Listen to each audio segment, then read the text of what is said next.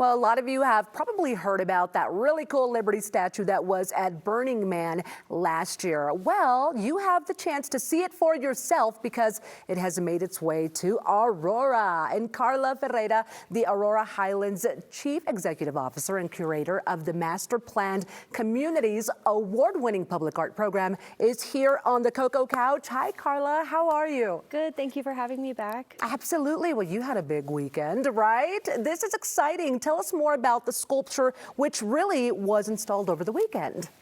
So it's 58 feet tall. It's by Michael Benesty. It's made out of stainless steel and has a chrome finish. And it's actually the third piece installed in the art park at Aurora Highlands by Michael. And it took 2 trucks, 2 cranes, and about a dozen people to install. Oh my goodness.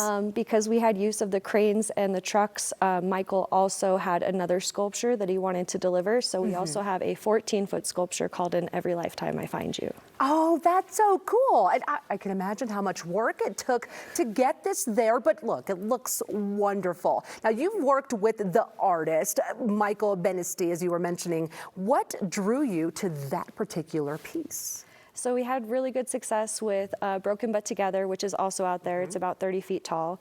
At Burning Man last year, when Liberty was unveiled, it was a piece that he had done because we're in such a divisive time sometimes. He wanted his art to be really emotive and loving and signify unity and compassion and kind of what America stands for, you know, life, liberty, and pursuit of happiness. So the response there was really great. And after Burning Man, he called us and asked if Liberty could have a home in Aurora Highlands.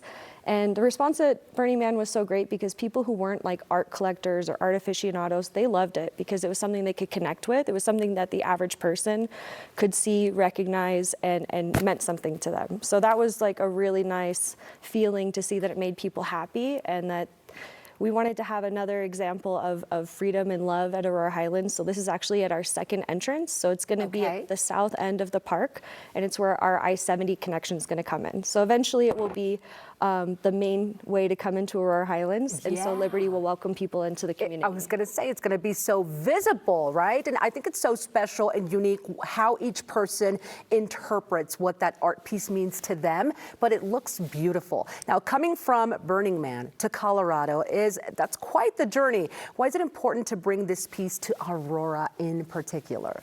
So Aurora is such a multicultural hotspot. You know, there's more languages spoken in Aurora than I think in the whole rest of the country. There's so much diversity and there's so much love and compassion. You have great food culture, you have great multiculture when it comes to arts and performances. And so for us to have this multicultural art program means a lot. And along the way, the truck driver told me that every stop he made from Reno to here, people knew that it was Liberty at the gas stations. Really? Yeah, so that was really nice. That's super cool. We're seeing how it was brought and installed in Aurora. That was a lot of work, Carlo. It was. How many pieces did it come in? It came in 2 pieces on 2 separate trucks. And also this is a semi-permanent location for her. She's going to move about 30 feet over in the future. We're going to be building around her for the next 10 years. As I mentioned, the I-70 connection will eventually come there to Aerotropolis Parkway and connect over to Aurora Highlands Parkway.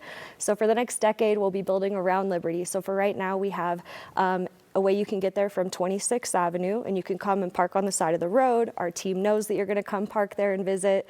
We've had over a million views for our art park already on Google Maps. So people are starting to figure out how to get there. Yeah. So we're welcoming people to come. This is part of the public plan, so it's free. It's available for you 24/7 to come check her out. And another thing about her being chrome is that you kind of see yourself in her. So that's a big reason why he does the chrome finish. That is super cool. I do love that. And it's going to add so much to Aurora, and pretty soon it'll become a part of Aurora and like one of those staple pieces that you know where you are because you can see Liberty. Okay, they can go see it now though, right? Yes. Awesome. And where is it again? What's the easiest way to find it? Right off of 26th Avenue. We have a construction exit right there where you can just drive down. Or if you're already visiting Umi in the art park, there's some directional signage that will bring you down to the south of the art park. It's a 2-mile-long art walk.